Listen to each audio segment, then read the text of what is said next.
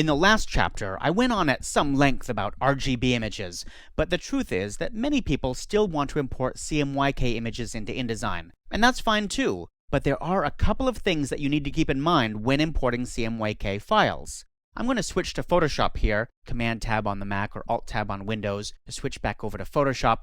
I can see that I have a CMYK file here, and I'm going to save it. In this case, I'll use Save As, because I can see that it gives me the option to embed the color profile, and it tells me what the profile would be, the US web-coded swap profile. Now, do you want to turn that on or off? Most people just leave it turned on, and they say, sure, go ahead. Photoshop is telling me I should do it, so I might as well. But do you really want to? I don't know. RGB images, I virtually always save the color profile. It's a good idea to embed those, but those are only 1 or 2K large, so it's really no big deal. But CMYK profiles can be much larger. These often average 1 to 2 megabytes, and so, maybe that doesn't seem so big compared to the whole Photoshop image, but if you had 400 CMYK images and you embedded the profile, well, that's an extra 400 megabytes that you may or may not need. Besides, as we learned in an earlier movie in this chapter, InDesign's color settings by default will simply ignore all embedded profiles in your CMYK images. So if it's just going to ignore that, well, maybe we should just leave that turned off. And in many cases, the answer is yes, just go ahead and turn that off for CMYK images. On the other hand, if you're going to be sending your CMYK image to somebody else for them to do further editing, then you probably want to leave that turned on. Or if you're using some other weird CMYK profile, some custom profile perhaps, and you are sending it off to somebody else, and you want to make sure they have access to that profile because, maybe they don't have it themselves, then you want to make sure that's turned on. But if you're doing all the production yourself, InDesign and Photoshop, then you can typically just leave that turned off. I'm going to cancel out of this because I'm not going to save over my original file here, but I'm going to go ahead and import that into InDesign. So I'll click back over on InDesign, and I'll go to the File menu and choose Place. And I'll grab that image, and I'm going to turn on Show Import Options because I want to show you something. Click Open, and I'm going to click on the Color tab of the Options dialog box, and I can see that there's a Profile pop-up menu here. And currently it's set to Use Document Default. That's because my color settings says ignore any embedded profile in there, just use the document default. That's what Preserve Numbers is all about. But if I click on that pop-up menu, I see that above that setting, there's another profile, and this profile is the embedded profile.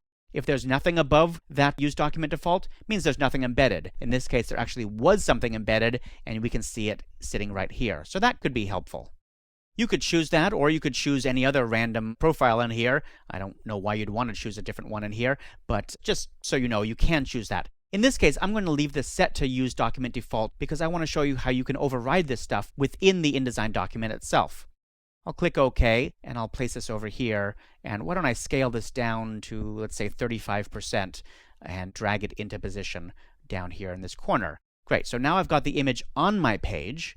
And let's say I get an email from the person who sent me this image and they say, oh wait, you really want to use the embedded profile. Don't use your default document profile. Okay, well, how do I do it now that it's on my page? So I go to the Object menu and I choose Image Color Settings. There we go. We have the same pop-up menus here as we saw in the Import dialog box.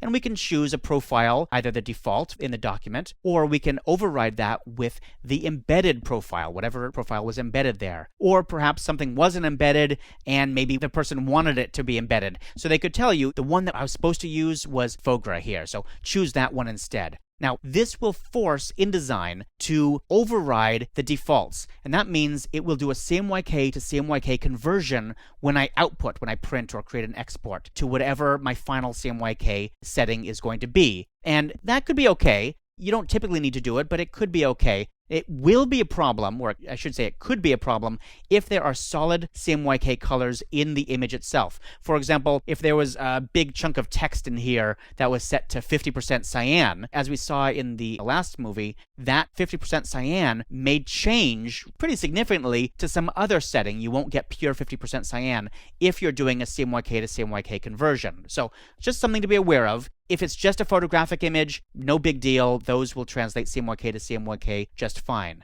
Now, on the other hand, you only need to specify a profile in here typically if the profile that you're choosing is radically different from the one you're going to be outputting to. So in most cases, you don't need to do this. But if it is really different, the CMYK inks are totally different, then if we chose use document default and we just let it preserve the numbers, then the CMYK inks may look really, really weird. So in that case, if it is really different, then we would want to choose a profile out of this profile pop-up menu. But again, I just want to be clear, in most cases, the document default will be just fine. Now, how can you tell how well your images will survive a conversion, or how they'll look when they're printed? The easiest way is to proof your document on screen, called soft proofing. And that's what I'm going to cover in the next movie.